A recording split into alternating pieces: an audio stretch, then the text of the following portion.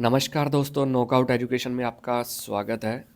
आज की इस जॉब अपडेट के अंदर मैं आपके लिए लेके आया हूँ CGL 2024 के जिन बच्चों का डाटा एंट्री जो स्पीड टेस्ट चल रहा था, और उसमें से ये एक शिफ्ट का कैंसिल हो गया है। इसमें आप देख सकते हो कि ये SSC की वेबसाइट पे ओरिजिनल नोटिफिकेशन आया है। 18 जनवरी को सेकंड शिफ्ट के अंदर जिनका डाटा एंट्री का स्पीड टेस्ट का एग्ज़ाम था, 18 जनवरी का सेकंड शिफ्ट का जो एग्ज़ाम था डाटा एंट्री स्पीड टेस्ट, वो कैंसिल हो गया है और इसको रीशेड्यूल कर दिया गया है। रीशेड्यूल कब कर दिया गया है? इसकी जो री एग्ज़ामिन की जो नई डेट है वो है 31 जनवरी को, ये आपका होगा। और आपकी एग्ज़ाम टाइमिंग रहेगी 1 बजे की।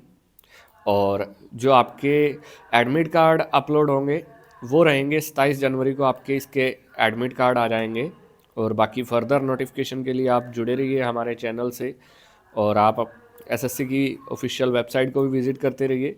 बाकी जैसे ही कोई और अपडेट आएगी तो मैं आपके साथ शेयर करूँगा।